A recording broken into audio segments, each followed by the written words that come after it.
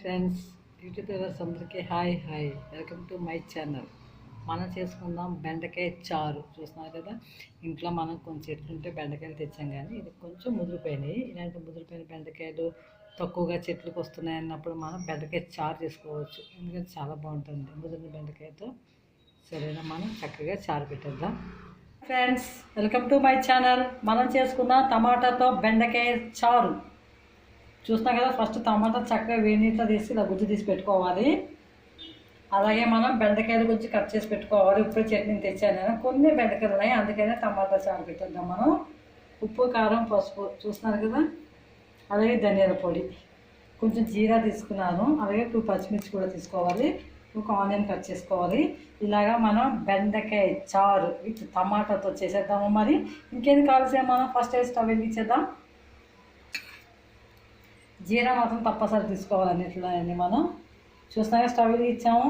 మనం 1 pinch oil మాత్రం వేసాము. ఆయిల్ లేకుండా కూడా చేసుకోవచ్చు, కానీ కొంచెం ఆయిల్ పోపు గురించి అని వేసాము.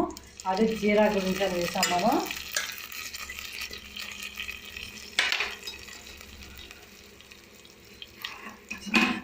నెక్స్ట్ మనం బేండి వేసేద్దాము.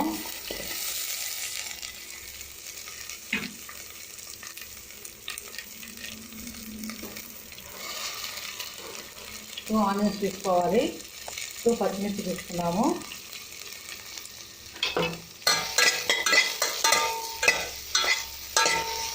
మనం జీలకర్ర పోపు ఇస్తాం కాబట్టి పోపు అవసరం లేదు, కాకపోతే అది కొంచెం బాగా మనకి మరగాలి.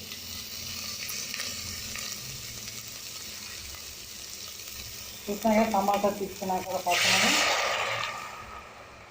ఇంకా చింతపండు ఏ అవసరం లేదు, టమాటా వేసుకుని చేసుకొని చాలా బాగుంటుంది. అలాగే ఉప్పు, కారం, పసుపు, ధనియాల పొడి, జీలకర్ర పొడి.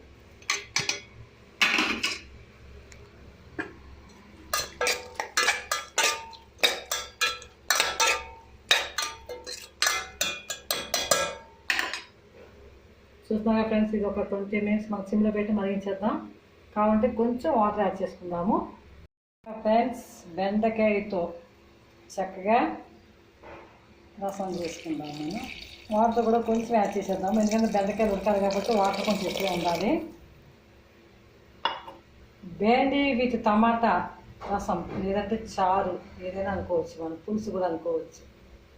చూస్తాం కదా, మరిగే వరకు వెయిట్ చేసేద్దాం. మా ఫ్రెండ్స్, బెండకాయ చారు ఎంతవరకు వచ్చిందో చూస్తున్నారు కదా, చక్కగా ఉడికిపోతున్నాయి. టమాటాతో బెండకాయ చారు. మనం బెల్లం వేసేద్దాము. బెల్లం వేసి స్టవ్ ఆఫ్ చేసేస్తే సరిపోతుంది.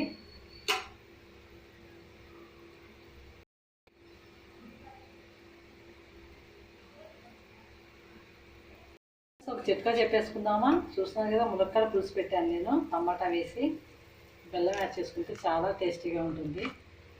చింతపండు పులుసు వేస్తాము, టమాటా పులుసు వేస్తాము, అలాగే కొంచెం వాటర్లో మరుగుతుంది కదా, అలాంటప్పుడు మనం కొంచెం బెల్లం వేస్తే వెరీ టేస్టీగా ఉంటుంది. ఇలా మీరు కూడా పులుసుల్లో బెల్లం ముక్క యాడ్ చేసుకోండి, అది కూడా అరిసెల బెల్లం.